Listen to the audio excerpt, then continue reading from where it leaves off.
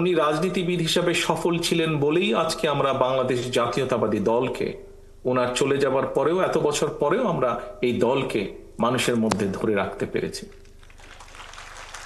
যদি বল এরপরে যদি আমরা দেখি একজন স্টেটসম্যান হিসাবে, একজন স্টেটসম্যানের কাজ কি? একজন স্টেটসম্যানের কাজ হচ্ছে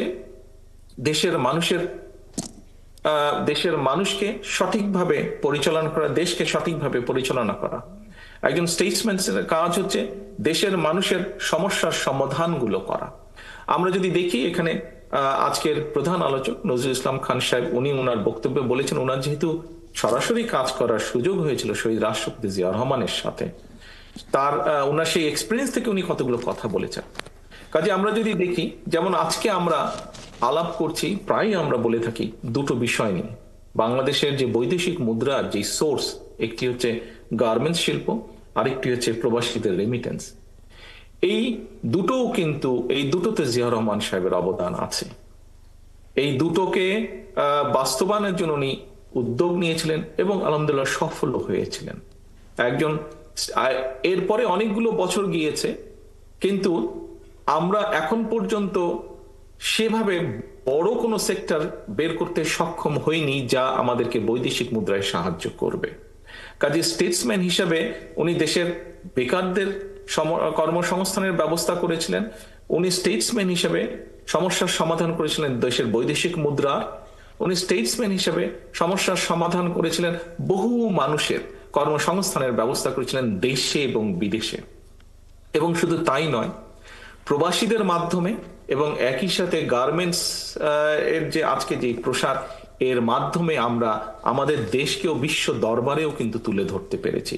প্রবাসীদের মাধ্যমে এবং এই গার্মেন্ট শিল্পের মাধ্যমে বহু পৃথিবীর বিলিয়ন্স অফ মানুষ কিন্তু একটি বড় অংশ বাংলাদেশের সাথে পরিচিত আছে।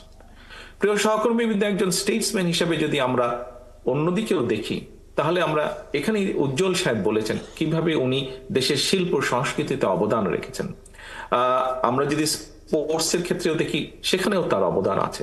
কাজেই আমরা স্টেটসম্যান হিসেবেও যদি ওনাকে বিবেচনা করি, সার্কের কথা এসেছে,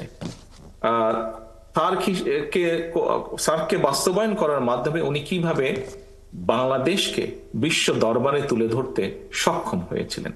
এইভাবে যদি আমরা অনেকগুলো দেখি, এখানে পররাষ্ট্র মন্ত্রণালয় পররাষ্ট্র সচিবের দায়িত্ব পালন করেছেন একজন বক্তা ছিলেন, উনি ওনার বক্তব্যে তুলে ধরেছেন যে কিভাবে স্টেটসম্যান হিসেবে উনি বিশ্ব দরবারে বাংলাদেশকে তুলে ধরেছিলেন।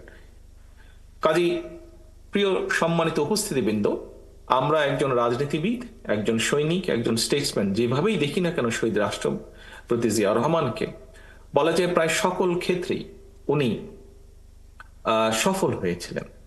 এখানে ফাহাম ওনার বক্তব্যে একটি কথা বলেছিলেন যে সাধারণত ওই পরিবেশে একজন মানুষ যে ভুলগুলো করতে পারেন, শহীদ রাষ্ট্রপতি জিয়া রহমান সেই ভুলগুলো করেন নাই। আমরা ওনার সৈনিক হিসাবে, ওনার সৈনিক জীবন থেকে, ওনার রাজনীতিবিদ জীবন থেকে, ওনার স্টেটসম্যানের জীবন থেকে আগামী দিনের ভবিষ্যৎ নেতৃবৃন্দ যারা আসবে বাংলাদেশে, ভবিষ্যৎ সৈনিক যারা আসবেন বাংলাদেশে, ভবিষ্যৎ রাজনীতিবিদ যারা দেশকে পরিচালনা করবেন, আমি দৃঢ়ভাবে বিশ্বাস করি প্রত্যেকের জন্য অনেকগুলো অনুকরণীয় হোক অথবা অনেকগুলো এক্সাম্পল হোক, অনেকগুলো বিষয় উদাহরণস্বরূপ হোক, ওনার কাছ থেকে আমরা নিতে পারবো, যা এই দেশকে, এই দেশের মানুষকে একটি উজ্জ্বল ভবিষ্যতের দিকে নিয়ে যেতে সক্ষম হবে বলে ওনার সন্তান হিসেবে আমি দৃঢ়ভাবে বিশ্বাস করি। পরিশেষে আমি আবারও জিয়া রহমান ফাউন্ডেশনের আয়োজক বৃন্দকে আন্তরিকভাবে ধন্যবাদ জানাচ্ছি এবং বিশেষ করে আমি আলোচক বৃন্দ যারা আজকে অত্যন্ত মূল্যবান আলোচনা করেছেন। অনেকদিন পর অনেক সুন্দরভাবে আমরা জিয়া রহমানকে তুলে ধরতে পেরেছি জাতির সামনে, দেশের মানুষের সামনে। সেই আলোচক বৃন্দ যারা এই কাজটি করেছেন তাদের সকলকে আন্তরিকভাবে ধন্যবাদ জানিয়ে আমি আমার বক্তব্য শেষ করছি। আল্লাহ হাফেজ।